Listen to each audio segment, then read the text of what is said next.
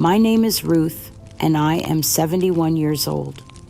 As a retired municipal court judge, I dedicated 35 years of my life to upholding justice, guiding countless individuals through their most difficult disputes with fairness and compassion. I raised my son Thomas as a single mother after my husband's tragic death, providing him with the stable, principled upbringing that I believed would shape him into a man of integrity. 10 agonizing years ago, Thomas abruptly severed all ties with our family, following a bitter dispute over what he perceived as his rightful inheritance from his deceased older brother's estate, an inheritance that had been distributed fairly according to legal protocol, but which Thomas believed he deserved in its entirety. A decade of silence followed. 10 years of birthdays without calls, holidays without visits, grandchildren I would never meet. Then on a cold Tuesday morning last month, Thomas appeared at my door, disheveled, vulnerable, his eyes red with what appeared to be genuine remorse. His heartfelt apology lasted exactly 7 minutes before it became something else entirely. "Mom, I'm drowning in $80,000 of debt," he pleaded, his voice cracking with desperation. "If you truly forgive me, if you truly love me, you'll help me. You always held on to that inheritance money. Don't you care about me, your own son? You have no humanity." My daughter Emily immediately accused him of being a selfish child, but I could see the calculated manipulation beneath his tears. My heart shattered as I realized the truth. My son's apology was transactional, his sudden reappearance driven entirely by greed. I felt utterly alone, caught between the promise of reunion and the painful reality of exploitation. Yet, as despair threatened to consume me, something awakened within me, the judge's unwavering discernment that had served me well for 3 decades ignited a cold fury. What Thomas Emily and his manipulative friend Daniel didn't know was my secret weapon, meticulous case notes and personal journals detailing his original inheritance dispute and his baseless claims from a decade ago. More importantly, my discreet voice recorder had captured every word of his current desperate financial pleas and subtle emotional blackmail. My retired family court mediator ally was waiting in the wings. This time, his insidious manipulation wouldn't just unravel, it would expose his deceit, uphold the principles I'd spent my life defending, and redefine what familial love truly means, no matter the agonizing cost. Thomas stood in my living room like a stranger wearing my son's face, and for a moment I allowed myself to hope that 10 years of separation had taught him the value of family over money. How quickly that hope was shattered. "Mom," he began, his voice trembling, with what I initially mistook for genuine emotion, "I know I hurt you. I know I said terrible things about the inheritance, about how you handled David's estate. But I'm different now. I need you to know how sorry I am." I felt my heart opening despite every logical warning in my mind. This was my son, my firstborn, the little boy I had rocked through nightmares and cheered through graduations. For 10 long years, I had dreamed of this moment, his return, his apology, the restoration of our broken family. Emily watched from the kitchen doorway, her arms crossed and her expression skeptical. She had always been the more perceptive of my children, quicker to see through manipulation and pretense. But even she seemed cautiously hopeful as Thomas spoke about his regrets and his desire to rebuild our relationship. Then came the pivot that changed everything. "The thing is, Mom," Thomas continued, his tone shifting almost imperceptibly, "I'm in real trouble. $80,000 in debt. Credit cards, medical bills, things that just spiraled out of control. I've been living in my car for weeks, and the creditors are threatening legal action. I have nowhere else to turn."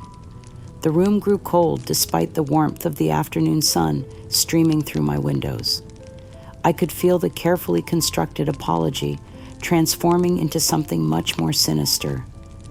"If you truly forgive me," he pressed on his eyes, meeting mine with practiced sincerity. "If you truly love me as your son, you'll help me. This is our chance to move forward together, to be a family again. But I can't do it without your help. You always held on to that inheritance money from David's estate. Don't you care about me, your own son? You have no humanity if you can't help family in crisis." The manipulation was breathtaking in its audacity. In less than 10 minutes, Thomas had managed to transform his decade-long abandonment of our family into my moral failing, his financial irresponsibility into my obligation, his greed into my test of maternal love. Emily's reaction was immediate and explosive. "You ungrateful bastard!" she screamed, her face flushed with rage. "Mom sacrificed everything for you. She put you through college, supported you through your divorce, and you repaid her by disappearing for 10 years. Now you show up like some kind of emotional terrorist demanding money. You're a greedy, heartless person. You have no humanity. You're trying to steal our inheritance, just like you tried to steal David's." Thomas's mask slipped for just a moment, revealing the cold calculation beneath his desperate performance. "Emily, you don't understand the pressure I'm under. This isn't about greed. It's about survival. Mom has the resources to help, and if she really loved me, she would." That's when Daniel Thomas's so-called best friend emerged from where he had been lurking in the hallway. I hadn't even noticed him arrive, which should have been my first warning about the calculated nature of this entire encounter. "Mrs. Ruth," Daniel said, with the smooth confidence of a practiced manipulator, "Thomas has been beating himself up for years about the family situation. He's finally ready to make amends, but he needs to know that you're committed to healing too. Helping him with this debt would show that you're serious about forgiveness. You'd be losing your mind if you didn't help your own son when he's come back to you like this." The coordinated nature of their approach was becoming clear. This wasn't a spontaneous reconciliation. It was a planned assault on my emotions and my bank account. My son Mark, who had been notably silent throughout this confrontation, finally spoke up with the cold pragmatism that had always characterized his approach to family dynamics. "Mom, you've always been careful with money, maybe too careful. Don't let him back in so easily. But if you're going to help him, make sure you get something concrete in return." The calculating tone in Mark's voice chilled me. Even my other children were viewing this reunion through the lens of financial strategy rather than emotional healing. Over the following days, Thomas's demands became increasingly aggressive and unreasonable. Text messages arrived hourly, each one more guilt-laden than the last. "Mom, I'm sleeping in my car tonight. The bank is threatening foreclosure on my storage unit where I keep Dad's old tools. I thought you cared about preserving his memory. I guess I was wrong about you." Another message. "Daniel says you're probably enjoying watching me suffer. He thinks you're getting revenge for me challenging David's will all those years ago. I told him you weren't that cruel, but your silence is making me wonder." The emotional blackmail was relentless and sophisticated. Thomas had learned exactly which pressure points would cause me the most pain, references to his father's memory, implications that I was vindictive, suggestions that my love was conditional on his compliance with my expectations. Emily, caught between her protective instincts toward me and her complicated feelings about her brother's return, began showing signs of stress. She would call me multiple times a day sometimes to vent her anger at Thomas's manipulation, other times to question whether we were being too harsh on a man who was clearly desperate. "Mom, what if he really has changed?" she asked during one particularly difficult conversation. What if his apology was genuine and we're letting pride get in the way of healing our family? Maybe we should at least consider helping him with conditions. The doubt in her voice broke my heart. Thomas's manipulation wasn't just targeting me.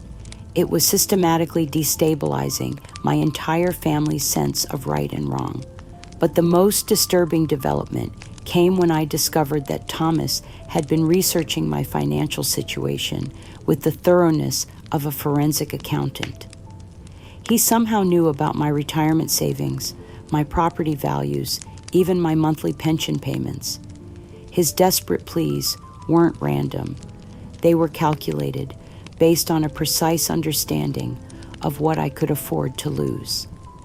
As I sat alone that evening, reviewing the sequence of events that had unfolded since Thomas's return, I felt the familiar analytical clarity that had made me an effective judge for 3 decades. This wasn't reconciliation. It was extortion dressed up in the language of family love. But Thomas had made one crucial mistake. He assumed that 10 years of separation had dulled my ability to recognize manipulation and document evidence. He was wrong. Every conversation had been recorded, every text message saved, every witness statement from Emily, Mark, and Daniel carefully noted in my personal case files. I was no longer just a heartbroken mother, desperate for her son's love. I was a retired judge who understood exactly how predators operated, and I was building a case. The escalation of Thomas's demands came swiftly and with a sophistication that revealed the true depth of his planning. What had begun as desperate pleas for help evolved into a coordinated campaign that revived the bitter 10-year-old dispute over his brother David's estate, a wound I had thought was finally healing. Thomas's strategy became clear when he began explicitly connecting every conversation about reconciliation to financial assistance. "Mom, I've been thinking about David's estate," he said during one particularly manipulative phone call. "I never really understood why his assets were distributed the way they were. Now that I'm facing my own financial crisis, I realize how unfair that whole situation was to me." The calculated revival of this ancient grievance was breathtaking in its cruelty.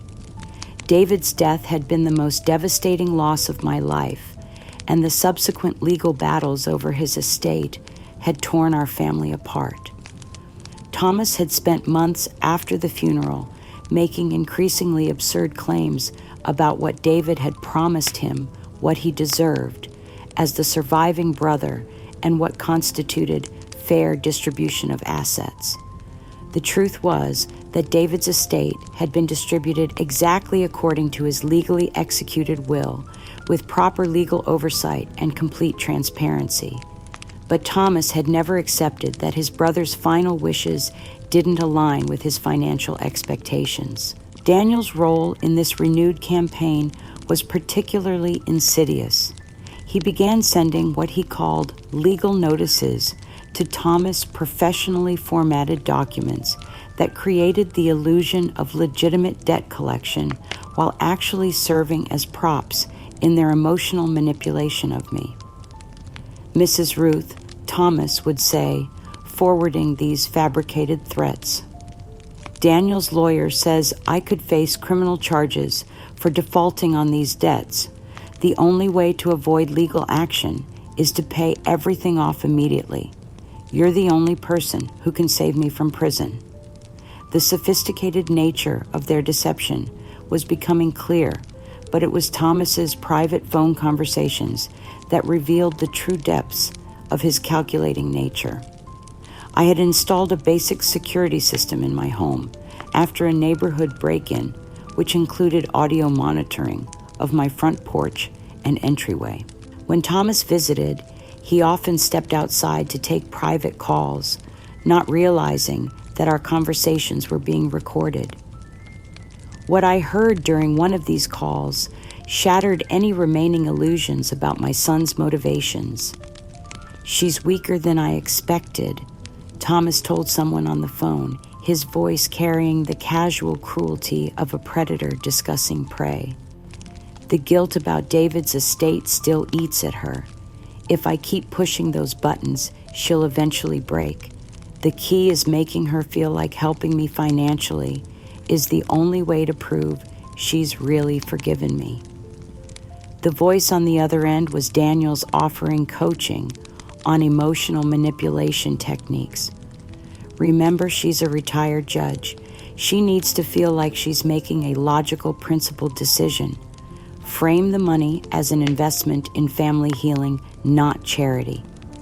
Thomas laughed, actually laughed as he responded. The beautiful thing is that she still sees me as her little boy who made some mistakes. She has no idea that I've been planning this reconciliation for months, researching her finances, figuring out exactly how much she can afford to lose. I stood frozen in my kitchen, listening to my son discuss my emotional destruction as if it were a business strategy. The profound agony of realizing that his supposed desperate remorse was nothing more than a calculated performance was unbearable. But even this revelation paled in comparison to the secret I had kept hidden for over 20 years, a secret that made Thomas's current manipulation feel like the cruelest twist of cosmic irony. In my bedroom closet, buried beneath old photo albums and legal documents, was a manila folder that contained the most painful chapter of my life as a mother. Inside were police reports, medical records, and legal documents that told the story of how I had once risked everything to protect Thomas from the consequences of his own reckless choices. He had been 23, fresh out of college, and full of the arrogance that comes with youth and privilege. The hit-and-run accident happened on a rainy Thursday night when Thomas was driving home from a bar where he had been drinking with friends. He struck an elderly man crossing the street, panicked, and fled the scene. The victim survived with serious injuries, but the incident could have destroyed Thomas's life. Hit and run with injury carried a potential prison sentence of 5 to 10 years, along with devastating civil liability that would have bankrupted him for decades. When Thomas came to me that night, sobbing and terrified, I made a decision that compromised everything I believed in as a judge and as a citizen. Using my knowledge of legal procedures and my professional connections, I orchestrated a complex cover-up that saved my son from prison. I personally paid $25,000 in restitution to the victim's family money I had been saving for my own retirement. I used my influence to ensure that certain witness statements were delayed or misfiled.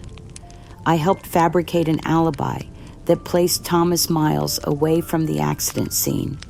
Most importantly, I convinced the victim's family to accept a civil settlement in exchange for their silence, telling them that pursuing criminal charges would only prolong their suffering without guaranteeing justice. The entire cover-up had taken months of careful manipulation of legal procedures, and it had cost me not just money, but my fundamental sense of integrity. I had violated everything I believed in to protect my son from the consequences of his actions. Thomas never knew the full extent of what I had done for him. I told him only that I had helped with some legal complications, allowing him to believe that his escape from serious consequences was due to luck and good lawyering rather than his mother's systematic corruption of justice. Now, as I listened to him calculate how to exploit my love for financial gain, the irony was crushing. The son I had sacrificed my principles to protect was now using my love as a weapon against me. When I tried to subtly allude to my past sacrifices for him, hoping to awaken some sense of gratitude or conscience, Thomas's response was swift and brutal. "Mom, you're always trying to make me feel guilty with your sacrifices." He snapped, his voice dripping with contempt. Your past choices are your own business. Daniel says you're trying to manipulate me with guilt and sentimentality. I'm not falling for that anymore. Emily, my own daughter, inadvertently reinforced his cruelty. Honestly, Mom, you're getting quite paranoid lately. We're worried about your mental health. You seem to be twisting history to make yourself look like some kind of martyr. Even Mark, who should have known better, joined the chorus of dismissal. Mom, you just need to give him what he needs and stop being so difficult. These old stories about past sacrifices aren't helping anyone. The systematic dismissal of my truth, the casual cruelty with which my children treated my love and sacrifice was devastating. But it was Thomas's proposed solution that revealed the true depths of his manipulative genius. Through Daniel's fabricated legal connections, Thomas presented me with what he called a family reconciliation agreement. The document, drafted to look like a legitimate legal contract, proposed that I pay off his entire $80,000 debt in exchange for his promise to maintain regular but appropriate family contact. The agreement specified that Thomas would agree to attend family dinners twice per month, participate in major holidays when convenient, and maintain phone contact as his schedule permits. In exchange, I would provide immediate financial relief and agree not to burden him with guilt about past family disagreements. It was extortion disguised as compromise, a legal document that would strip me of my financial security while offering only conditional monitored access to my own son. As I read through the proposed agreement, I felt the last vestiges of maternal hope dying within me. This wasn't the reunion I had dreamed of for 10 years. This was a business transaction in which my love was being purchased at market rates. But Thomas had made one critical error in his calculations. He had assumed that age and loneliness had weakened my analytical abilities and my commitment to justice. He was about to learn just how wrong he was. Thomas's patience with my unreasonable refusal to immediately pay his debts lasted exactly 3 days. When I requested time to consider his proposal and suggested we work with a legitimate family counselor to rebuild our relationship, gradually, his carefully maintained facade of reconciliation shattered completely. The text message that ended our relationship arrived at 6:30 on a Wednesday morning, timed perfectly to inflict maximum emotional damage. You were always too judgmental, too controlling, too cold. This is Dad's final victory, you choosing money over your own son, just like you chose rules over family when David died. You lose Mom. Don't contact me again. Ever. You're no longer my mother. The reference to his father was particularly cruel, a calculated strike at the wound that had never fully healed. Arthur had died when Thomas was 15, and I had spent the subsequent years trying to be both mother and father to my children. Now Thomas was weaponizing even that loss, twisting it into ammunition for his financial assault. But his cruelty didn't stop with my banishment. Thomas immediately turned his attention to destroying my relationship with Emily, threatening to sever their sibling bond if she maintained any contact with me. Emily, you need to choose, he told her during a phone call I later learned about. Either you support your brother, who's trying to rebuild his life, or you enable Mom's controlling, manipulative behavior. But you can't do both. If you keep talking to her, I'll know where your loyalties really lie. Emily, caught between her love for me and her fear of losing Thomas again, was torn apart by this impossible choice. She called me in tears, her voice breaking with the weight of divided loyalties. Mom, I don't know what to do, she sobbed. I know he's wrong to treat you this way, but I can't lose him again. What if this is our last chance to have a relationship with him? What if I choose you and he disappears for another 10 years? Daniel reinforced Thomas's campaign with a sophisticated social media assault designed to isolate me from community support. He posted carefully crafted messages about my unwillingness to forgive and my controlling nature, painting me as a bitter old woman who chose money over family healing.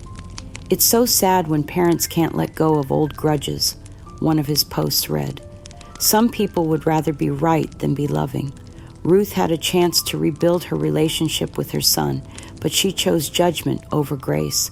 I guess some people never learn. The posts were shared by Thomas's friends and acquaintances, creating a viral narrative of my moral failing that spread throughout our small community.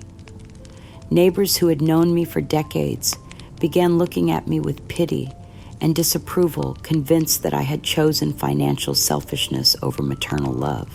In my deepest despair, I decided to make one final attempt to reach whatever humanity might remain in my son. I spent hours carefully assembling a small photo album filled with our most cherished memories, Thomas's first steps, his high school graduation family vacations when he was still young enough to hold my hand and call me Mommy. I wrote a letter to accompany the album, pouring my heart onto paper with all the love a mother could express. My dearest Thomas, I know you're angry and hurt. I know you believe I've failed you somehow, but please remember who we used to be. Remember the love we shared. Remember the mother who would have done anything to protect you, who did do everything to protect you, even when you never knew it. I love you more than my own life, and I always will, no matter what harsh words have passed between us. I left the package anonymously on his doorstep, praying it might soften his heart or awaken some memory of the bond we had once shared. 3 days later, I received an anonymous package in return. Inside was my carefully crafted photo album, but it had been systematically destroyed. Every photograph was torn or cut into pieces, every page defaced with cruel comments written in Thomas's handwriting. Manipulation, he had written across a photo of us at Christmas. Guilt trip was scrawled over a picture of his college graduation. Fake memories defaced the image of us planting a tree in memory of his father.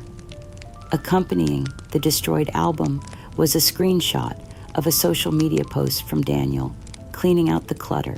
Some people just can't let go of the past, moving forward from negativity and desperate attempts to manipulate. Toxic family, moving on, no regrets. In that moment, my heart didn't just break, it disintegrated. The realization that my son had not only participated in, but orchestrated this ultimate act of erasure, destroying irreplaceable memories of our life together, confirmed the absolute finality of his betrayal. Thomas's final communication was brief and devastating. Consider this closed, Mom. You chose money over family. You lose. He followed this message with photos posted on social media showing him celebrating at an expensive restaurant, apparently having found alternative funding for his debts through sources that didn't require emotional reconciliation. Emily, pressured beyond her ability to cope, called mutual acquaintances and family friends, spreading Thomas's narrative about my mental instability and obsession with old grudges. Her betrayal was perhaps more painful than Thomas's because I knew it came from weakness rather than malice, but the result was the same. My public image as a rational, principled woman was systematically destroyed. In my darkest hour, sitting alone in the house where I had raised my children and built my life, I found myself confiding in Margaret, my retired family court mediator ally, who had become my closest friend. And in that moment of complete vulnerability, I revealed the secret that had haunted me for over 20 years. Margaret, I whispered my voice breaking with decades of suppressed pain. There's something I never told anyone, something that makes Thomas's cruelty so much worse than you know. I told her about Arthur's death, not the peaceful heart attack that everyone believed had taken him, but the deliberate, desperate act of a man consumed by terminal illness and unbearable pain. Arthur had been diagnosed with a degenerative neurological condition that would have stolen his dignity, his mind, and his mobility over the course of several agonizing years. The medical bills would have bankrupted our family, and the emotional toll of watching him deteriorate would have destroyed our children's memories of the strong, loving father they adored. On a quiet Sunday evening, while I was at the grocery store and the children were visiting friends, Arthur made his choice. I found him in our bedroom when I returned a peaceful expression on his face and a letter explaining his decision. The letter was beautiful and heartbreaking, filled with his love for me and the children, his regret about leaving us, and his explanation of why he believed this was the most loving thing he could do for his family. But I knew that suicide would devastate our children and saddle our family with stigma insurance complications and questions that would haunt us forever. In that moment of profound crisis, I made a decision that compromised my integrity but protected my family. I destroyed Arthur's letter and called Dr. Thompson, our family physician and close friend, who had been treating Arthur's condition. Together, we fabricated the narrative of a sudden heart attack, altering medical records, and ensuring that the death certificate reflected natural causes rather than suicide. The cover-up was complete and successful. Our children grieved their father's sudden passing, but were spared the psychological trauma of his deliberate choice. Our community supported us as a family, struck by unexpected tragedy, rather than judging us for circumstances beyond our control. I had carried this secret for over 20 years, bearing the weight of Arthur's real final wishes while maintaining the fiction that protected our family's memory of him. Now, as Thomas twisted his father's memory into a weapon against me, accusing me of choosing money over family, just like Dad's final victory, the irony was unbearable. My son was using his father's death, a death I had spent decades lying about to protect him, as justification for his own financial exploitation of my love. The cosmic cruelty of it was staggering. Every sacrifice I had made, every principle I had compromised, every law I had bent to protect my children had been turned into ammunition for their assault on my character and my peace of mind. As I finished telling Margaret the truth about Arthur's death, I realized that my secret keeping had not protected my family. It had enabled their capacity for cruelty by teaching them that love meant accepting lies and manipulation in silence. Thomas had learned from my example that family loyalty meant covering up uncomfortable truths, that love meant sacrificing integrity for the sake of peace. Now he was applying those lessons to exploit the very woman who had taught them to him. I was 71 years old, abandoned by my children, and branded as mentally unstable by my own community. But I was also a retired judge who understood the difference between justice and mercy, between love and enabling, between protecting family and being destroyed by them. The time for secrets was over. The time for truth had finally come. The days following Thomas's final rejection blurred into a nightmare of psychological torment that threatened to consume what remained of my sanity. I found myself trapped in a terrifying abyss of isolation, carrying the crushing weight of Arthur's true death, a secret that had haunted me for over 20 years, and now felt like a poison spreading through my veins. The public accusations of coldness and obsession with old grudges began to make me question everything I thought I knew about myself. Had I really been too rigid, too focused on rules and procedures? Had my commitment to justice somehow blinded me to the needs of my own family? The doubt gnawed at me with relentless persistence, eroding my sense of reality and purpose. I would wake at 3 a.m, replaying conversations from decades past, wondering if I had missed signs of Thomas's desperation, if I had somehow failed as a mother by teaching him to value integrity over convenience. The weight of Arthur's concealed suicide, combined with the systematic destruction of my reputation, made me question my own memories, my own choices, my very sanity.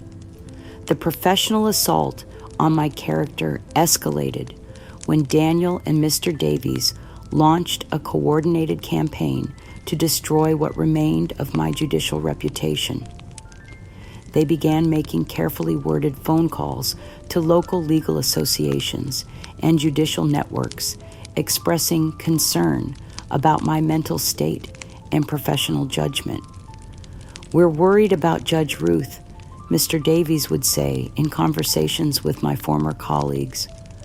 "Her family has noticed increasing confusion and paranoid delusions about inheritance fraud. She's been making wild accusations about family members and showing clear signs of cognitive decline. It's quite tragic, really, watching such a distinguished career end this way." Daniel reinforced these attacks through professional channels, subtly implying that my erratic behavior raised questions about my past rulings and my fitness to have ever served on the bench. Her family is concerned that her mental deterioration might have affected her judgment in previous cases, he would suggest. They're wondering if she was experiencing these delusions while she was still hearing cases. The impact was swift and devastating. Within weeks, I received quiet cancellations from legal societies I had belonged to for decades. Invitations to judicial conferences were withdrawn. Former colleagues who had once sought my counsel stopped returning my calls. My reputation for impartiality and wisdom, built over 35 years of distinguished service, was systematically destroyed by whispered implications of mental instability. The financial consequences were equally catastrophic.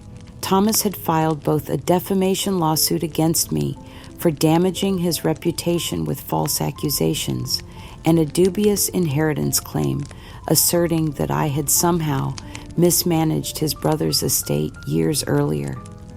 The legal fees from defending myself against these frivolous but complex suits drained what remained of my savings. More insidiously, Thomas had reported suspicious activity on my bank accounts to financial authorities, claiming he was concerned about my ability to manage my own finances.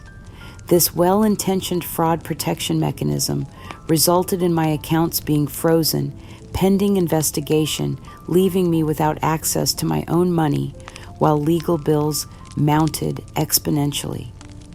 Within 2 months, I was forcibly evicted from the home where I had raised my children and built my life. I watched helplessly as my possessions, my law books, my judicial robes, my family photographs were sold at a public auction to cover mounting debts. The irony was crushing.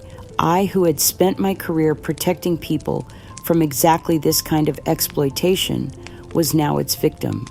I was rendered homeless, stripped of my dignity and self-reliance, forced to seek shelter in a crowded, impersonal public facility where I shared a room with 3 other displaced women. The transition from respected judge to homeless elderly woman happened with such speed that I could barely process the magnitude of my fall. But the cruelest blow was yet to come, orchestrated by my own children with a sophistication that revealed the true depths of their calculated cruelty. Thomas and Emily organized what they called a family wellness charity event designed to help families navigate complex relationship dynamics and financial disputes. The publicity materials featured my children and grandchildren as examples of healthy family communication and emotional resilience. Ethan, now 15 and painfully articulate, stood at a podium delivering a rehearsed speech about finding peace from difficult pasts and moving beyond the bitterness that can consume families when material concerns override love. Every word was carefully crafted to paint me as the toxic influence they had courageously overcome. Sometimes, family members become so focused on old grievances that they lose sight of what really matters. Ethan said, his young voice carrying across the crowded community center. We've learned that true healing requires letting go of people who prefer conflict to peace, who choose judgment over forgiveness. The audience nodded knowingly, many recognizing the subtle reference to my situation. I watched the live stream from a computer at the public library, my hands shaking as I witnessed my beloved grandson being used as a weapon against me. Chloe's contribution was even more devastating. My 13-year-old granddaughter, the little girl who used to ask me to help her with math homework and listen to her stories about school, had created another drawing for the event. This one showed a happy family gathered around a table laughing and holding hands as they shared a meal. Once again, I wasn't in the picture, but this time, the empty space where I should have been was filled with a dark scribble, as if someone had been deliberately erased from their lives. The drawing was displayed prominently during the presentations, a visual representation not just of my exclusion, but of my active removal from their narrative of family happiness. In my darkest hour, as I contemplated whether it might be easier to simply disappear entirely, an unexpected lifeline appeared. Mrs. Helen Cartwright, an elderly widow I had helped resolve a complex property dispute 25 years earlier, reached out to me after seeing news coverage of my situation. Judge Ruth, she said during our emotional phone call, I remember what you did for my family when my husband's business partner tried to steal our life's work. You didn't just apply the law, you understood that justice meant protecting people from those who would exploit their trust. I've never forgotten your integrity, your wisdom, your unwavering commitment to truth. Mrs. Cartwright didn't just offer sympathy. She provided crucial financial support to help me continue fighting the legal battles that were destroying me. More importantly, she connected me with a network of retired legal professionals who specialized in elder abuse and inheritance fraud attorneys, and judges who recognized the sophisticated patterns of manipulation being used against me. This isn't just about money, explained Judge William Hayes, a retired federal judge who agreed to consult on my case. This is about a systematic campaign to discredit and destroy you. We've seen this before, and we know how to fight it. For the first time in months, I felt something I had almost forgotten: hope. Not the naive hope of reconciliation with my children, but the fierce professional hope of a judge who understood that justice delayed is not justice denied. I was 71 years old, homeless, and branded as mentally unstable by my own family. But I was also a retired judge with 35 years of experience in recognizing fraud and manipulation when I saw it. Thomas, Emily, and their allies had made one crucial mistake. They assumed that age and isolation had weakened my capacity for strategic thinking and evidence gathering. They were about to learn just how wrong they were. 6 months after my banishment from the family, Thomas orchestrated what he called the ultimate vindication of his position, a nationally publicized family justice and inheritance ethics seminar that would forever change how I viewed the depths of human cruelty and manipulation. Using Daniel's extensive network and Mr. Davies's legal connections, Thomas positioned himself as the keynote speaker for a conference designed to establish new standards for fair inheritance practices and protecting true family wishes in complex estate disputes.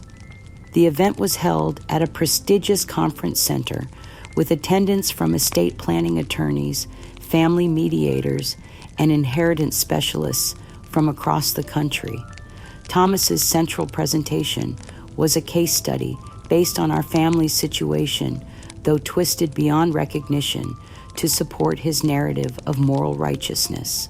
He presented himself as a courageous son who had exposed the dangers of rigid adherence to outdated legal formalities when they conflict with genuine family needs and emotional healing.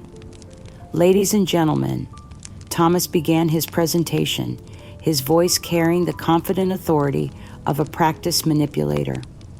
I want to share with you a tragic case that illustrates the human cost of prioritizing legal technicalities over family compassion. This involves an elderly former judge whose rigid adherence to procedural formalities blinded her to the genuine needs of her own family. The audience of legal professionals listened with rapt attention as Thomas painted me as a cautionary tale of what happens when judicial training creates emotional disconnection from human needs. He described my obsession with documentation and my inability to recognize that true justice sometimes requires flexibility and empathy rather than strict rule following. The sophistication of his presentation was breathtaking. Thomas had clearly spent months preparing this character assassination, weaving together just enough factual details to make his narrative credible, while systematically distorting every interaction we'd had over the past year. The tragedy, Thomas continued, is that this retired judge had an opportunity to demonstrate that her decades of legal training had taught her not just about law, but about love. Instead, she chose to hide behind procedures and technicalities rather than embracing the healing her family desperately needed. He presented my refusal to pay his debts as evidence of my emotional rigidity, my requests for family counseling as attempts to control the reconciliation process, and my documentation of his manipulation as paranoid record-keeping that revealed declining mental capacity. Daniel reinforced Thomas's presentation with testimonials about my confusing attempts to find fault with legitimate family needs and my inability to accept that forgiveness sometimes requires sacrifice. Their coordinated performance painted me as a bitter old woman whose professional training had made her incapable of genuine human connection. I learned about the seminar from Mrs. Cartwright, who had heard about it through her legal contacts and was horrified by what she discovered. I managed to watch portions of the live stream from the public library sitting at a computer terminal in my donated clothes, witnessing my own son systematically dismantle the professional legacy I had spent my entire adult life building. The sight of Thomas smiling confidently as he presented my life's work as a cautionary tale of moral rigidity was an unbearable psychological torment. He wasn't just attacking my character, he was perverting the very principles of justice and fairness that had defined my identity for over 3 decades. But the most devastating moment came when Ethan appeared in a pre-recorded video segment designed to support Thomas's presentation. My 16-year-old grandson, now tall and articulate like his father, spoke with the coached sincerity of a young man who had been thoroughly indoctrinated in his family's narrative. "I've learned so much about what really matters in family relationships," Ethan said, looking directly into the camera with the earnest expression that had once melted my heart. Sometimes we get too attached to old-fashioned ideas about how inheritance should work when what we really need is transparent family dealing and modern interpretations of justice. every word was a knife in my heart. This was the boy I had taught to play chess, who had once told me he wanted to be a lawyer, just like Grandma, because I helped people solve their problems. Now he was publicly endorsing a philosophy that twisted justice into a justification for emotional manipulation and financial exploitation. Chloe's contribution was equally devastating, but delivered with the casual cruelty that only children can achieve. My 14-year-old granddaughter appeared in a brief video clip, giggling as she held up one of my old law books, a volume on judicial ethics that I had treasured for decades. Grandma used to read stuff like this all the time. She laughed, her voice bright with youthful dismissal. So old-fashioned and boring. We prefer modern interpretations of justice that actually help families instead of dividing them with stupid rules. Her laughter felt like shards of glass, cutting through whatever remained of my heart. This was the little girl who used to sit in my lap while I read to her, who had once been fascinated by my important grown-up books and said she wanted to understand them when she got older. Now she was mocking everything I had worked for, as if my commitment to ethical principles was nothing more than an amusing relic of a bygone era. The conference continued for 3 days, with Thomas building a national platform based on the systematic destruction of my reputation and the distortion of my principles. He received speaking offers from other legal organizations, interview requests from professional journals, and consulting opportunities with estate planning firms looking to modernize their approach to family dynamics. My lifetime of service to justice had been transformed into his career opportunity. But then something unexpected happened. Judge Margaret Foster, a respected retired municipal court judge who had been my colleague for over 15 years, attended the conference and was disgusted by what she witnessed. She recognized the sophisticated manipulation tactics being used and understood that Thomas's presentation represented everything that was wrong with the current trend toward emotional justice over legal principle. Judge Foster discreetly contacted Mrs. Cartwright and offered to provide a professional affidavit vouching for my impeccable ethical judgment and mental acuity. Her statement carried the weight of decades of professional relationship and personal observation. I have known Judge Ruth for over 20 years, both professionally and personally, her affidavit stated. She represents the highest standards of judicial integrity and intellectual rigor. The suggestion that she is experiencing cognitive decline or acting from personal bitterness is not just wrong, it's malicious. This woman deserves justice, not persecution. As I read Judge Foster's statement in the quiet corner of the library, where I spent most of my days, I felt something I hadn't experienced in months, validation from someone who truly knew my character and my capabilities. The conference had been Thomas's triumph, but it had also created a public record of his manipulation tactics and his willingness to exploit family tragedy for personal gain. His success contained the seeds of his eventual downfall, if only I could find the strength and resources to expose the truth. I was 71 years old, homeless, and watching my life's work being perverted for profit. But I was also a judge who understood that the most sophisticated lies eventually collapse under the weight of their own contradictions.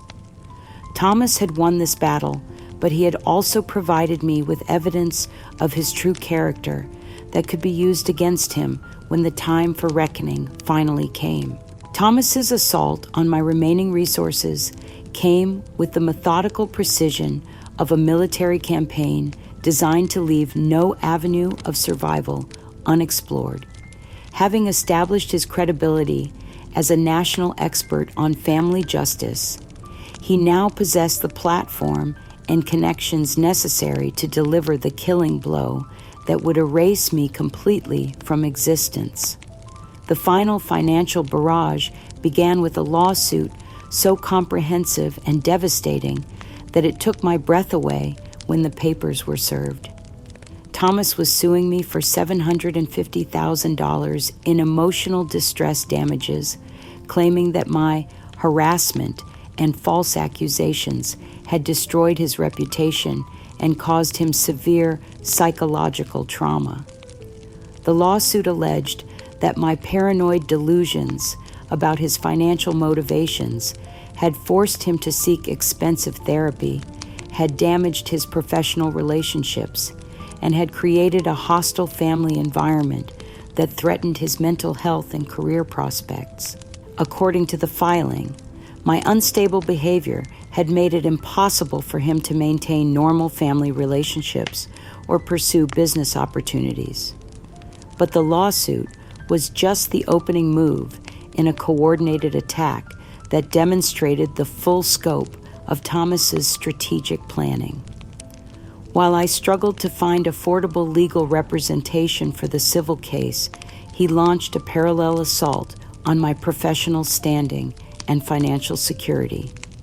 Thomas contacted the federal court system and judicial associations, where I had built my reputation over 35 years, expressing deep concern about my mental competence and my fitness to have ever served on the bench. His carefully crafted communications suggested that my recent erratic behavior raised questions about my past rulings and my ability to have made sound judicial decisions. My family is concerned that my mother's mental deterioration may have been affecting her judgment for years, Thomas wrote in a formal complaint to the Judicial Conduct Board. We're worried that her paranoid tendencies and inability to accept reasonable family compromises might have compromised her impartiality in past cases. The bureaucratic machinery moved with frightening efficiency. Within weeks, my judicial pension was permanently revoked, along with all professional honors I had earned over 4 decades of distinguished service. The official letters cited serious concerns about professional conduct and current mental fitness issues that retroactively call into question past judicial performance. I was now completely destitute with no income, no savings, no home, and mounting legal debts that grew larger every day. The 40 years of careful financial planning I had done for my retirement were destroyed in a matter of months by a system designed to protect the judiciary's integrity, but weaponized against me by my own son. The forced eviction from my temporary shelter accommodation was deliberately timed for maximum humiliation. Emily, who had been monitoring my living situation through her social media connections, ensured that local news cameras would be present when I was removed from the building. The footage was devastating. A 71-year-old woman who had once commanded respect in a courtroom, now standing on a sidewalk with her few remaining possessions stuffed into garbage bags, looking confused and defeated as she tried to figure out where to go next. The news story that accompanied the footage painted me as a cautionary tale about the dangers of family conflict and the tragic consequences of mental decline in elderly individuals. Former judge loses everything in family dispute, the headline read. Children say they tried to help, but she refused all assistance. My children, Mark and Lisa, maintained their chilling indifference throughout my public disgrace. When contacted by reporters for comment, Mark issued a brief statement that cut deeper than any formal legal document. My mother made her choices. She had multiple opportunities to resolve this situation peacefully, but she chose conflict over compromise. I have no legal or moral obligation to support someone who has consistently refused help and chosen to alienate her own family. Lisa reinforced Mark's narrative through carefully crafted social media posts about her busy schedule and exciting new projects, subtly implying that she was too focused on positive developments to get involved in the drama surrounding me. Their ability to look through me as if I were invisible when we occasionally crossed paths in town confirmed their complete emotional abandonment. But it was Emily's actions that delivered the most calculated and cruel blow of all. Using funds that she and Thomas had somehow obtained from my estate money that should have been protected by legal safeguards, but had been accessed through methods I couldn't understand, Emily purchased a luxury justice center for the community. The custom-built facility cost over $200,000 and was designed as a mediation center for families facing inheritance disputes and relationship conflicts.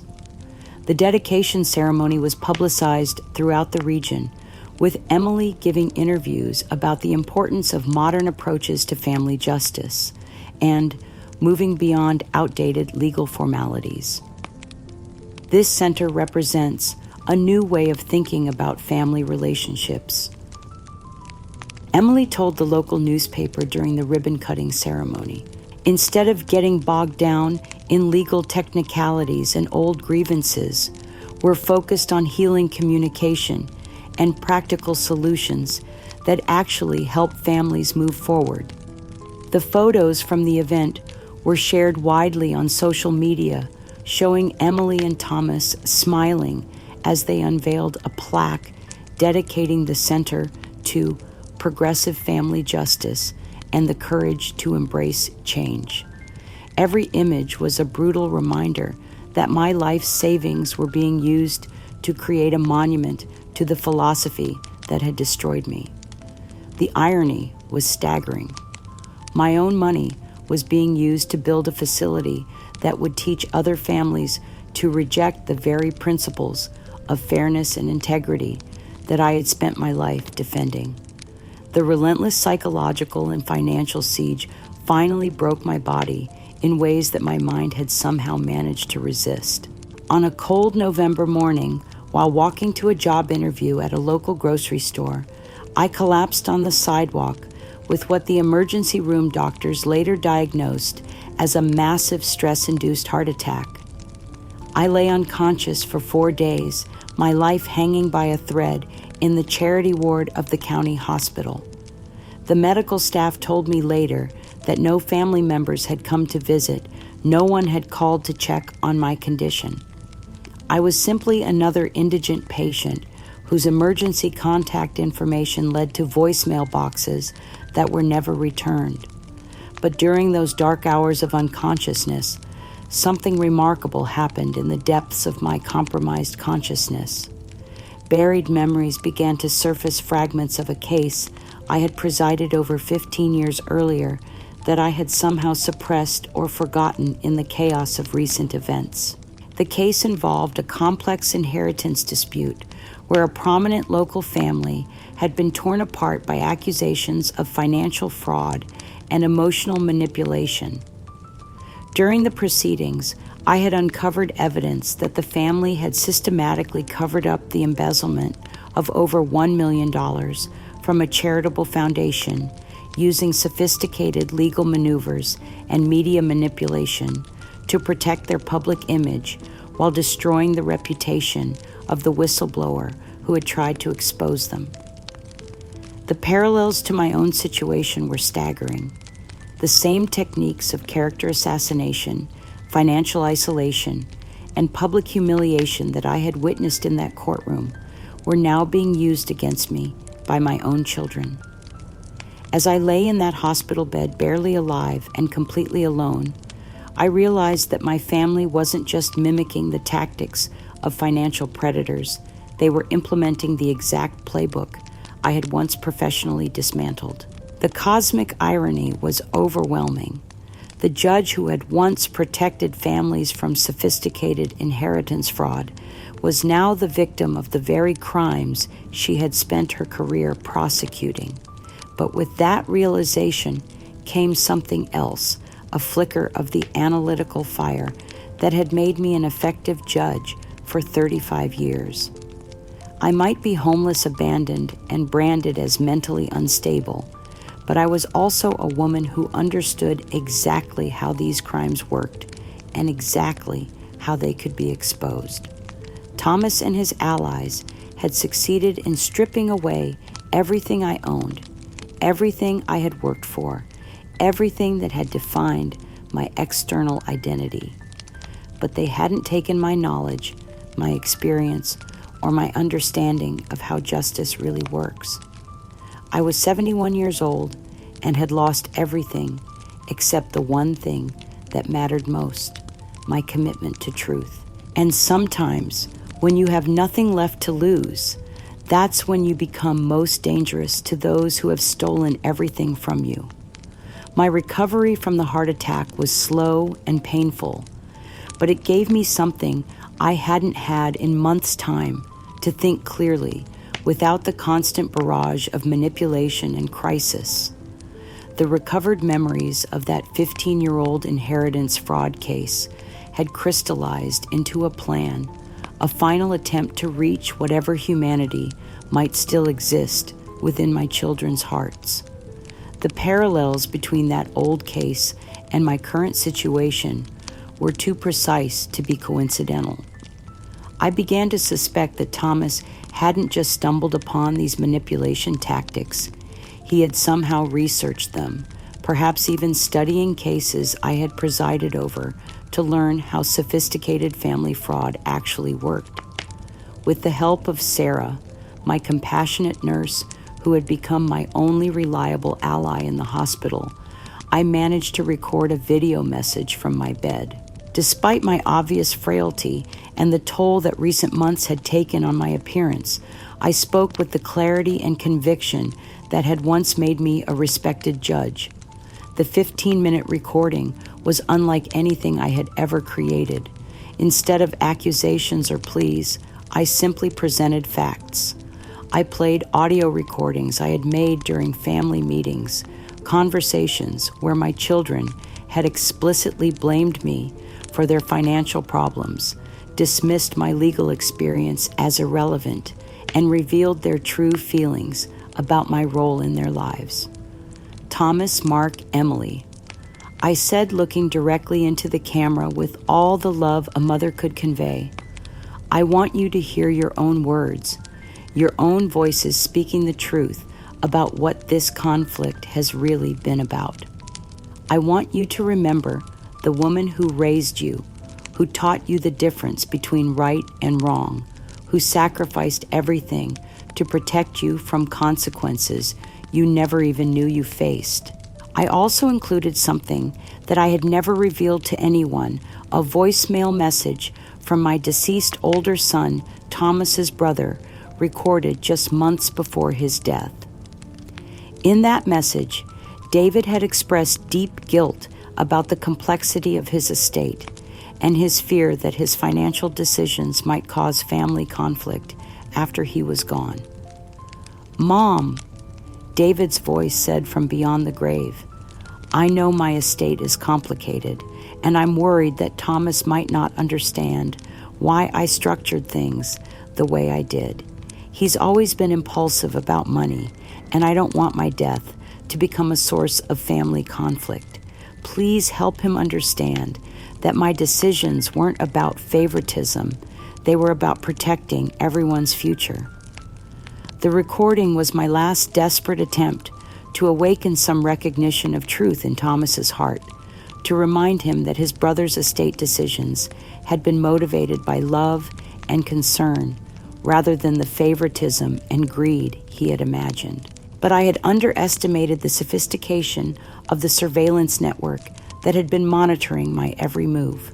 Sarah, exhausted from her long shifts and genuinely concerned about family harmony, had agreed to deliver the video message directly to Thomas's workplace.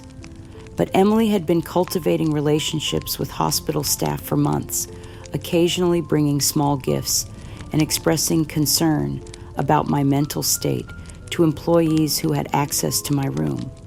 When Sarah left the hospital with my video, she was intercepted in the parking lot by Emily, who convinced her that she was deeply worried about Thomas's emotional state. and wanted to preview the message to ensure it wouldn't cause him additional trauma. "I know my mother means well," Emily told Sarah with practiced sincerity, "but she's been saying some very disturbing things lately. I just want to make sure this message won't make Thomas's situation worse. Our family has been through so much already." Sarah, genuinely believing she was helping to protect family relationships, handed over the video to Emily without knowing she was giving it to the very person who had orchestrated my destruction.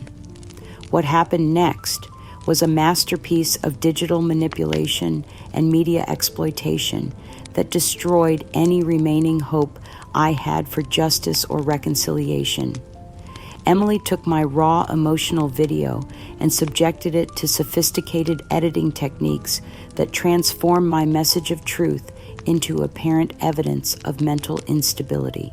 She altered audio levels to make my voice sound more strained and disconnected, added subtle background noise during key statements that suggested paranoid delusions, and carefully spliced segments to change the context and meaning of my words. My earnest appeal for family healing became evidence of manipulative behavior.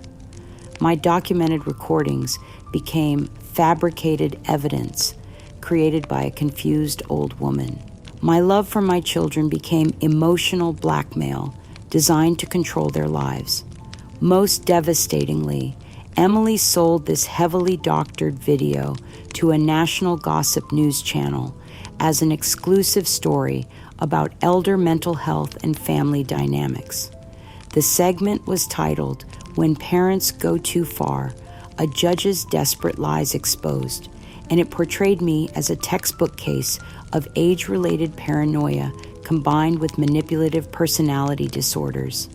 Dr. Rebecca Martinez, a television psychologist who had never met me, provided expert commentary that pathologized everything I had said and done. What we're seeing here is a classic case of elderly narcissism combined with persecution delusions, she explained to the national audience.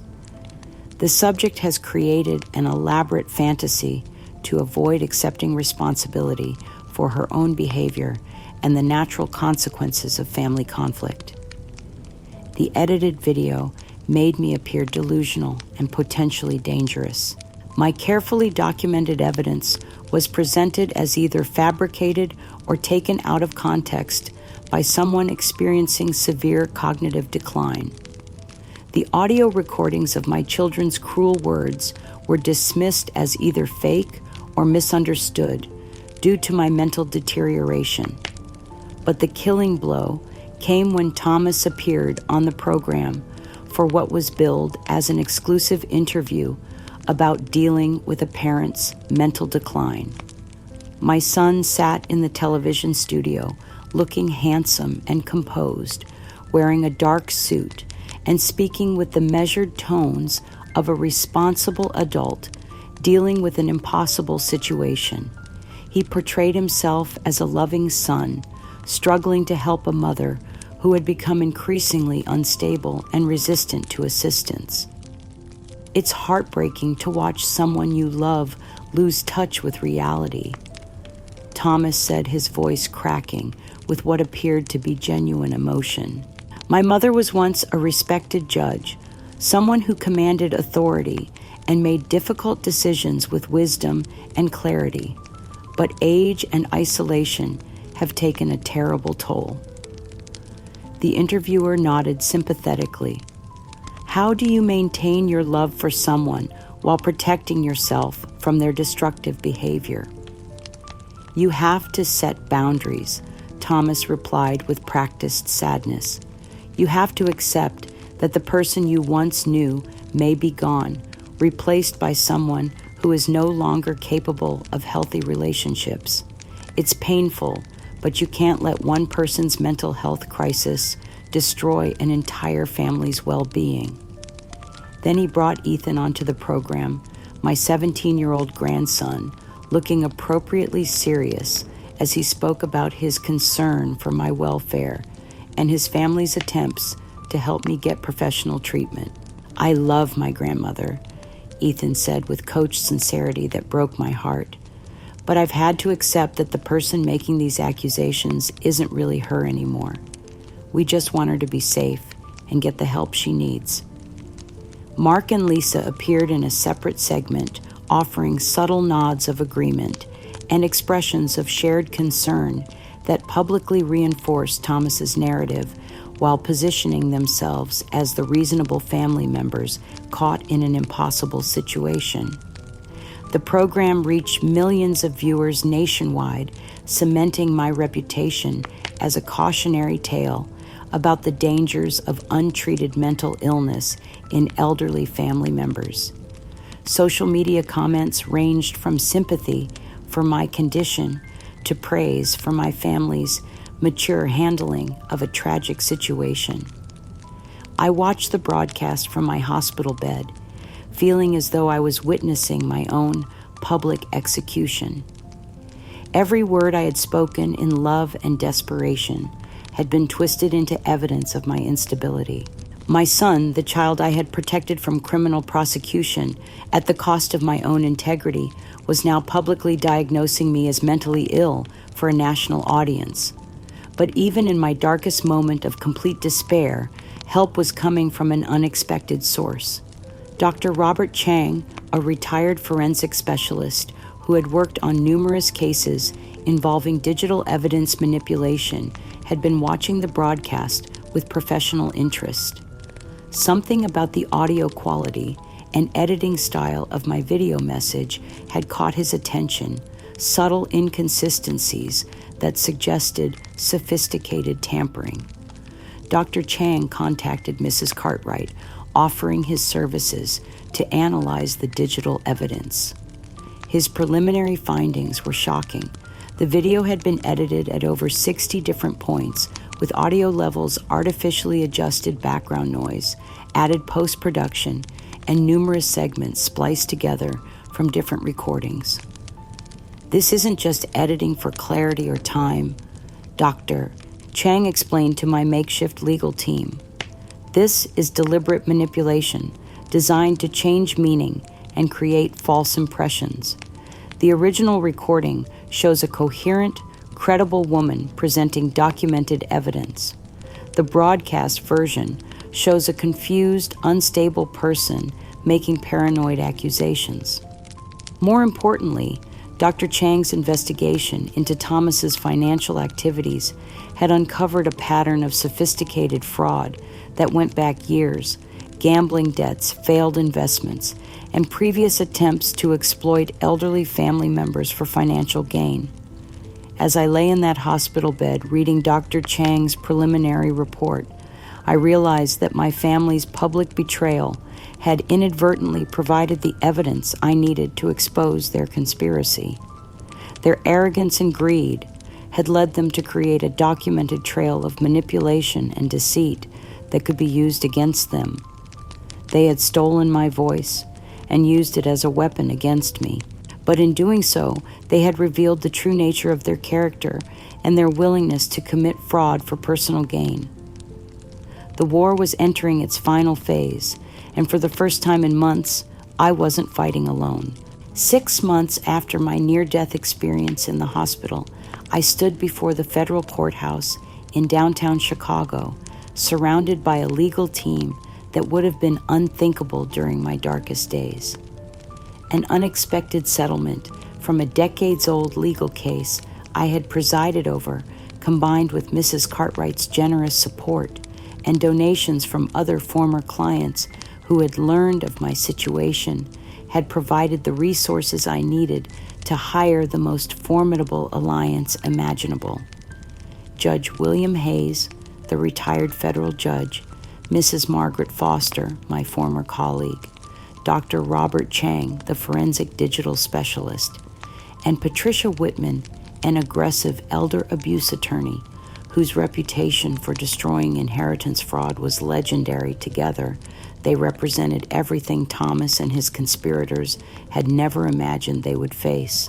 We were launching a massive federal civil and criminal lawsuit against Thomas Emily and their network of enablers for elder abuse, financial fraud, conspiracy, and national defamation.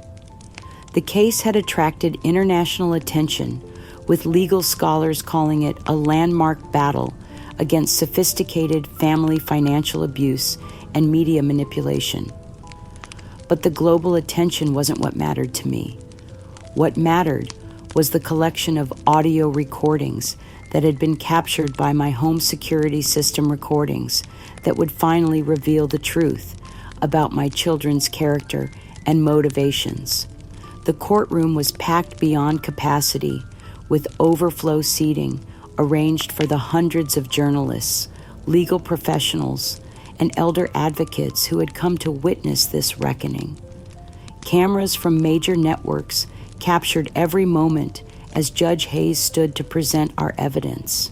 Your Honor, he began addressing Federal Judge Catherine Morrison, who was presiding over the case. We are here today not just to seek justice for Judge Ruth, but to expose a conspiracy that represents the most sophisticated and cruel form of elder abuse we have ever encountered. The first recording we played sent shockwaves through the silent courtroom. It was Thomas's voice captured during one of his visits to my home when he had stepped onto the porch to take what he thought was a private call. The beautiful thing is that she still sees me as her prodigal son coming home. Thomas's voice echoed through the speakers with chilling clarity.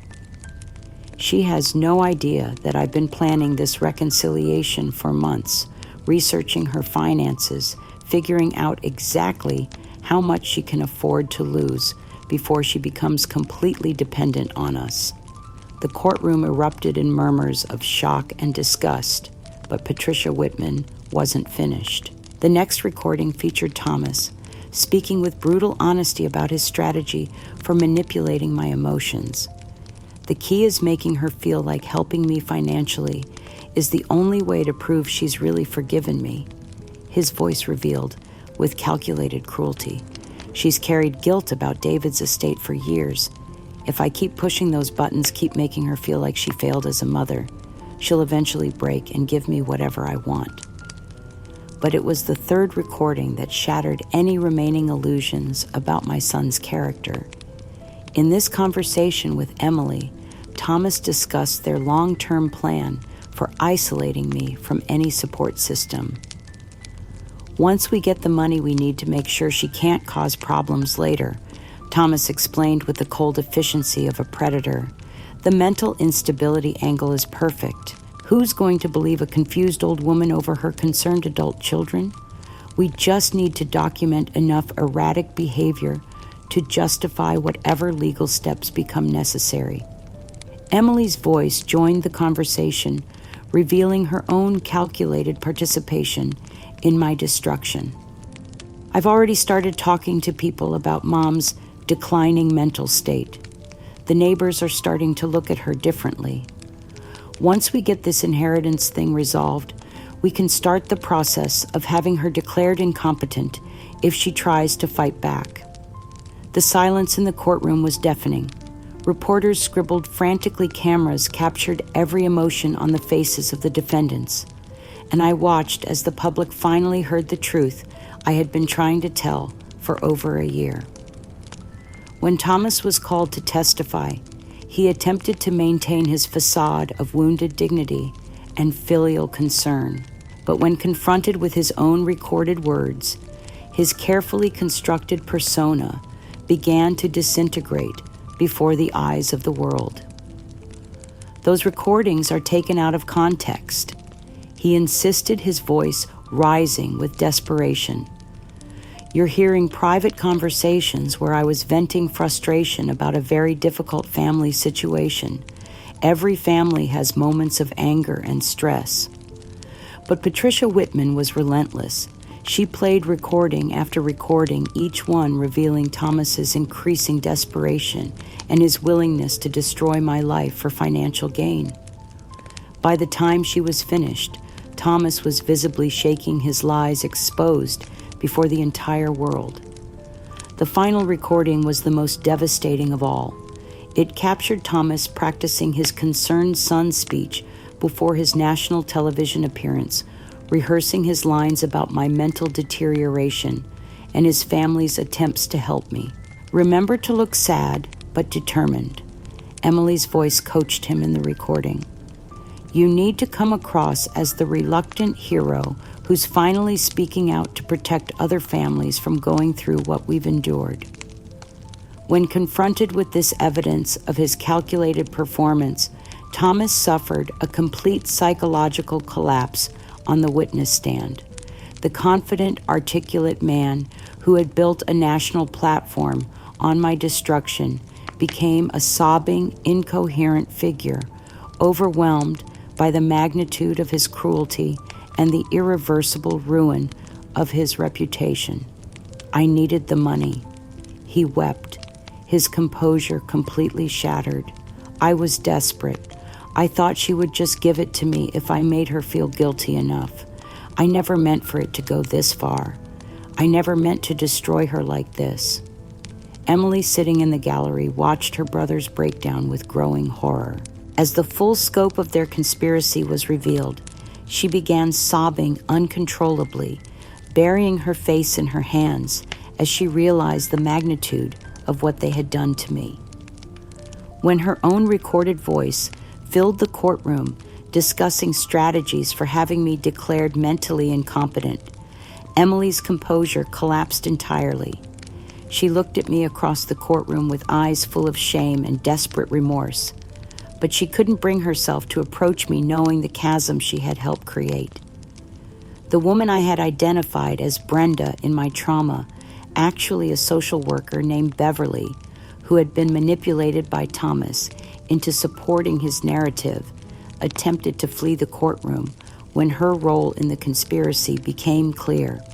She was apprehended by federal marshals as her own recorded voice revealed her willingness to provide false professional assessments of my mental state in exchange for payment. Mr. Davies, the lawyer who had orchestrated much of the legal harassment against me, sat ashen-faced as the evidence mounted against him. His license to practice law would be revoked within hours, and criminal charges for conspiracy and professional misconduct would follow. As I watched the systematic destruction of the people who had nearly destroyed me, I felt no satisfaction, only profound sadness. These weren't strangers who had attacked me for money. They were my own children, people I had raised and loved and sacrificed everything to protect. The courtroom fell silent as the last recording played, capturing Thomas discussing his plans to use his father's memory as a weapon against me. The cosmic irony of hearing him exploit the very death I had covered up to protect him was almost unbearable. Judge Morrison looked at the defendants with undisguised disgust. In 30 years on the federal bench, she said, her voice carrying the weight of judicial authority, "I have never witnessed such a calculated, comprehensive assault on a family member's dignity and financial security." The trial lasted 2 weeks, but the verdict was never in doubt. The evidence was overwhelming, the recordings irrefutable, and the conspiracy so thoroughly documented that the defendants had no realistic defense. As Patricia Whitman returned to her seat, she looked at me with the respect and vindication I had been denied for so long. "Judge Ruth," she said quietly, "your courage in fighting this battle has not only restored your own dignity, but has exposed a pattern of elder abuse that will help protect countless other families from similar fraud." The courtroom erupted in applause, but I sat quietly, feeling the weight of 2 years of nightmare finally lifting from my shoulders. I had been vindicated, my integrity restored, my mother's principles upheld. But as I looked at my broken son, sobbing on the witness stand, I realized that victory in court was only the beginning of a much longer healing process. The court's verdict was delivered with a gravity that reflected the unprecedented nature of the crimes committed against me. Federal Judge Morrison had heard enough evidence to understand that this case represented something far more serious than a simple family dispute. It was a sophisticated conspiracy that had nearly resulted in my complete destruction. Thomas received a sentence of 10 years in federal prison for elder abuse, financial fraud, and conspiracy. The judge noted that his actions represented a calculated betrayal of the most fundamental trust that must exist between parent and child, combined with a predatory exploitation of grief and vulnerability that strikes at the heart of family bonds. Emily received 7 years for her role in the psychological manipulation and media campaign that had branded me as mentally unstable. Beverly, the social worker who had provided false assessments, was sentenced to 5 years and lost her professional license permanently. Mr. Davies faced disbarment and 6 years in prison for his role in orchestrating the legal harassment that had bankrupted me and destroyed my reputation. But the court's judgment went far beyond criminal convictions.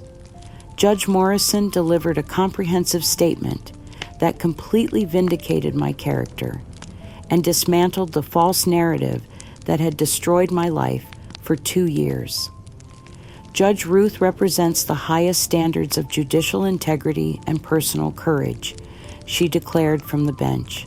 The evidence presented in this case demonstrates beyond any doubt that she was the victim of a sophisticated campaign of psychological manipulation and financial fraud. Her lifelong commitment to justice and her unwavering dedication to protecting her family's principles stand in stark contrast to the greed and deception of those who attempted to destroy her. The judge's words restored not just my legal standing, but my fundamental sense of self-worth. After 2 years of being branded as mentally unstable and morally corrupt, I was finally recognized for who I truly was, a woman who had fought courageously for truth and justice against overwhelming odds. The financial restitution was substantial, but it could never fully compensate for what had been stolen from me. My deceased son's estate was returned to its proper distribution, along with damages for the emotional distress and professional ruin I had endured. The house where I had raised my children was restored to me, along with the pension and professional honors that had been wrongfully revoked. But the human cost of victory was staggering. Thomas, imprisoned and financially ruined, sent me letters from federal prison that revealed the complete collapse of his psychological defenses. His first letter arrived 3 months after his sentencing, written in barely legible handwriting that spoke to his mental deterioration. "Mom," he wrote, "I know you must hate me, and I understand why. I destroyed everything good in our family because I was too weak and too selfish to deal with my problems honestly. I don't know how to live with what I've done to you, what I've done to Emily and the kids, what I've done to David's memory." His letters continued to arrive every few weeks, chronicling his slow descent into the psychological hell he had created for himself. There was no redemption in these communications, no path toward healing, only the rambling confessions of a man who had finally understood the magnitude of his cruelty and found it unbearable. I read each letter with profound sadness, recognizing the broken remnant of the child I had once loved. But his betrayal had been too complete, his manipulation too calculated for forgiveness to be possible. I kept his letters as a reminder of how greed and desperation can destroy even the strongest family bonds. Beverly faced complete professional and social isolation. Stripped of her license and reputation, She became a pariah in the social work community, her name synonymous with professional corruption and elder abuse. Her attempts to rebuild her life were met with universal rejection and contempt. The most complex and painful part of the aftermath was Emily's journey toward redemption. She sought me out privately just days after the sentencing, appearing at my temporary housing with tears streaming down her face and a humility I had never seen in her before. "Mom," she said, her voice breaking with emotion, "I know that saying I'm sorry is meaningless after what I've done. I know that my fear and my weakness led me to betray the woman who deserved my loyalty more than anyone else in the world. But I need you to know that I will spend the rest of my life trying to make amends for what I've done." Emily's remorse was complete and devastating. She acknowledged her role in orchestrating my destruction, her willingness to sacrifice my well-being for her own comfort, and her participation in a conspiracy that had nearly killed me. Her tears were real, her shame was genuine, and her commitment to change was absolute. She moved back to be near me, dedicating herself to my care and support with the intensity of someone seeking to atone for unforgivable sins. Our relationship became her full-time project, and slowly, painfully, we began to rebuild something that resembled love. Mark's response to the trial revelations was different, but equally profound. The brother who had maintained cold indifference throughout my ordeal was shattered by the exposure of Thomas's true character and the systematic nature of the conspiracy against me. He entered intensive therapy immediately after the trial, sending me letters that chronicled his growing understanding of his own cowardice and moral failure. Mom, one letter read, "I convinced myself that staying neutral was the safe choice, but I see now that my silence was a form of participation. I abandoned you when you needed me most, and I will carry that shame for the rest of my life." Mark's path toward redemption was slower and more distant than Emily's, but his commitment to change appeared genuine. His letters became a regular part of my life, documenting his therapy sessions and his growing understanding of the principles I had tried to teach him. The grandchildren's healing was perhaps the most remarkable transformation of all. Ethan and Chloe, deeply traumatized by their father's public downfall and the revelation of their family's cruelty, underwent intensive therapy to process the complex emotions of shame, confusion, and grief. When they finally came to see me 6 months after the trial ended, they were different young people than the ones who had publicly mocked my values and dismissed my life's work. "Grandma," Ethan said, his voice filled with mature understanding that seemed far beyond his 18 years, "we need to understand what really happened to our family. We need to know who you really are, not the person they told us you were." Ethan and Chloe spent countless hours with me, and I shared stories of their father's childhood, their great-uncle's values, and the principles that had guided our family for generations. They began to understand that the old-fashioned commitment to truth and integrity wasn't outdated. It was timeless. As I sat in my restored home one evening, reading Thomas's latest rambling letter from prison, while Emily prepared dinner in the kitchen and Mark's therapy update lay open on my desk, I realized that justice had come at an enormous cost, but had also brought unexpected gifts. My family was forever changed. Thomas was broken by his own greed, possibly beyond repair. But Emily and Mark were working toward genuine redemption, and my grandchildren had been restored to me with a deeper understanding of what really mattered. The truth had liberated us all, though the price had been almost unbearably high. 3 years after the trial that changed everything, I stand in the kitchen of my restored home, morning sunlight streaming through windows that frame the garden Arthur once loved. The house that had been lost to Thomas's conspiracy has been returned to its former glory, filled once again with the sounds of genuine family life and the gentle rhythms of authentic relationships.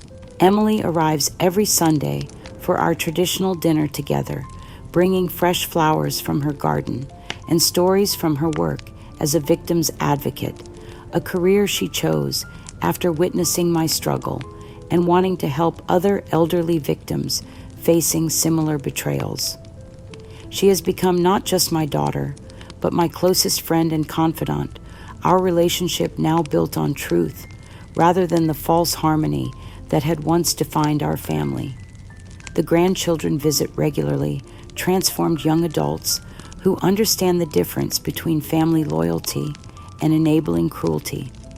Ethan, now 21 and studying law, often brings his girlfriend to dinner, eager to share stories about his incredible grandmother who fought the entire legal system and won. Chloe, 18, and passionate about social justice, volunteers at the Elder Advocacy Center I helped establish.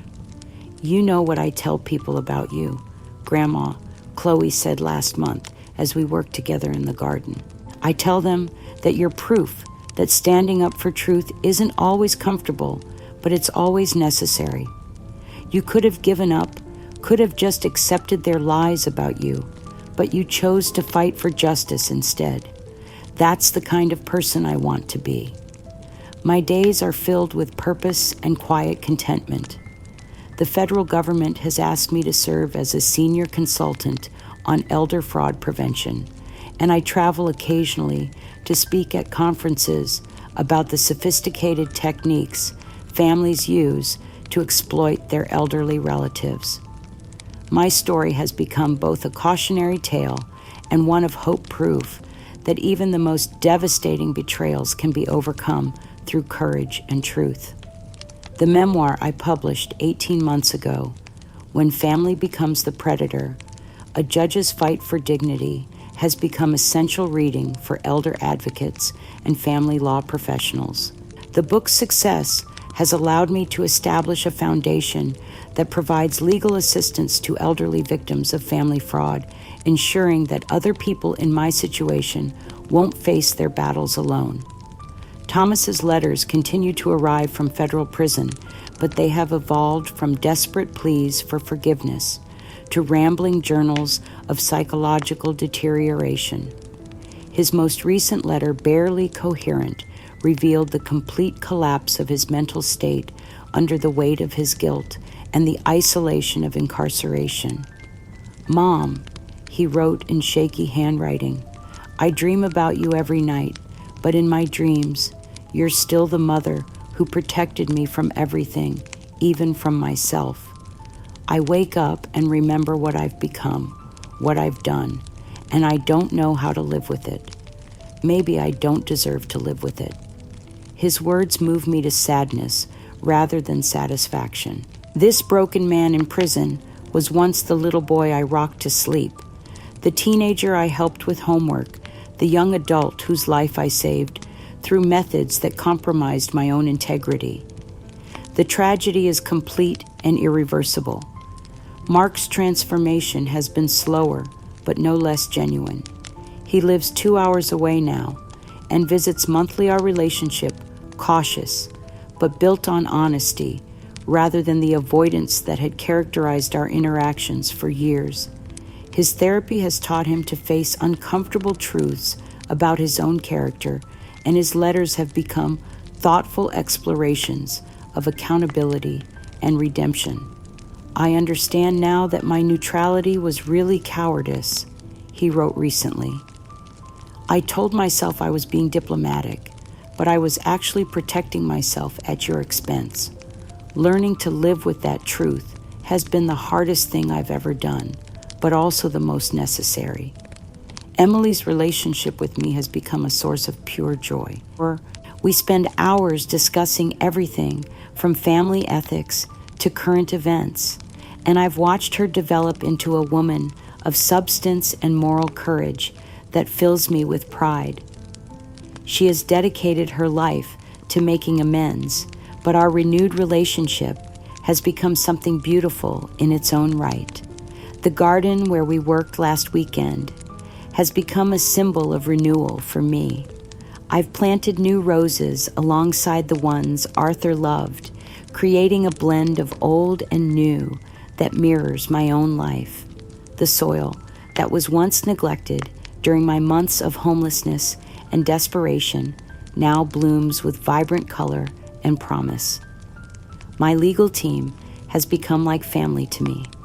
Judge Hayes, Dr. Chang, and Patricia Whitman gather at my house every few months for what we call our Justice Dinner, sharing stories and supporting other cases of elder abuse. Their friendship and respect mean more to me than any financial settlement or legal victory. You know, Ruth, Judge Hayes told me at our last gathering, your case has fundamentally changed how courts approach elder abuse cases. The precedents we set in your trial have already helped dozens of other families facing similar fraud.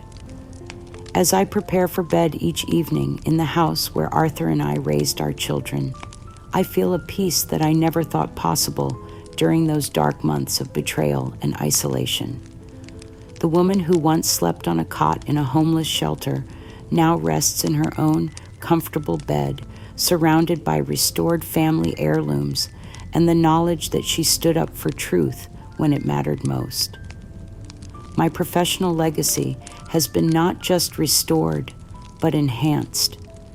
The judicial principles I defended throughout my career have been vindicated, and my fight against my own family's fraud has become a landmark case in elder abuse law. I am 74 years old now, my hair completely silver, and my face marked by the trials I've endured. But I've never felt more beautiful or more purposeful than I do today. My life has meaning beyond anything I could have imagined during my career as a municipal court judge. The phone rings, interrupting my evening reflections. It's Emily, calling to say goodnight and to confirm our plans for tomorrow's dinner with the grandchildren.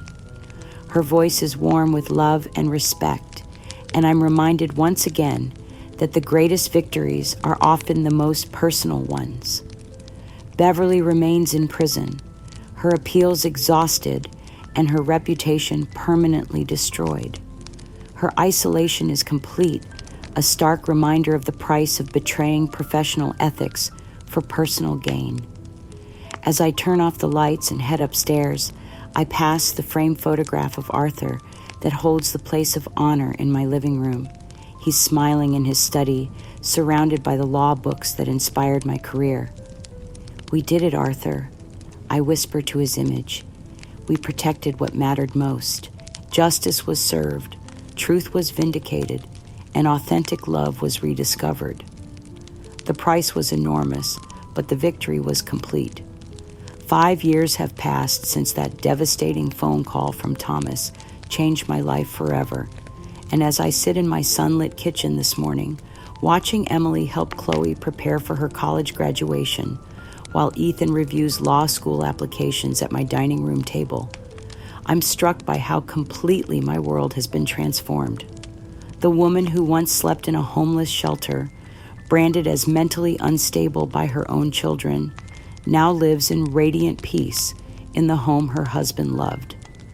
My days are filled with the gentle rhythms of authentic family relationships, meaningful work as an elder advocate, and the quiet satisfaction of a life lived according to unshakable principles. The house around me tells the story of recovery and renewal. Arthur's law books line the shelves where they belong. My judicial robes hang in the closet with the dignity they deserve, and family photographs chronicle not just our history, but the journey from betrayal to redemption that has defined these past years. Emily's laughter drifts in from the kitchen as she shares a story about her latest case, her voice carrying the confidence and moral clarity of a woman who learned to choose truth over convenience. Chloe's voice joins hers as she describes her plans to study elder law, the words of a young woman who understands that justice isn't old-fashioned, it's eternal. Mark's weekly phone calls have become treasured connections built on his growing understanding of accountability and his commitment to becoming the man he should have been all along. Our relationship remains cautious, built on hope rather than assumption, but it grows stronger with each honest conversation. Thomas's letters have stopped coming. His final communication sent 8 months ago was a barely coherent rambling about his inability to live with what he had done. The silence since then speaks to a complete psychological collapse that fills me with sadness rather than satisfaction. The greatest lesson of my ordeal has been this dignity cannot be stolen by others, only surrendered by ourselves. For months, I allowed my children's accusations and society's judgment to make me question my own worth and sanity. I nearly lost myself in the maze of their lies and manipulation. But truth has a power that transcends human opinion, and principles provide a foundation that cannot be shaken by external storms. I've learned that authentic family is not defined by blood or legal relationships, but by shared values and genuine respect. Judge Hayes, Dr. Chang, and the other members of my legal team have become my chosen family, bound together by our commitment to justice and our respect for each other's character. Mrs. Cartwright and my other former clients have shown me that professional relationships built on trust and ethical service can become sources of life-saving support when biological family fails. Most importantly, I've discovered that a life of purpose is always possible, regardless of age or circumstances. My work as an elder advocate has given new meaning to my expertise as a judge. The memoir that grew from my pain has become a beacon of hope for other seniors facing family betrayal.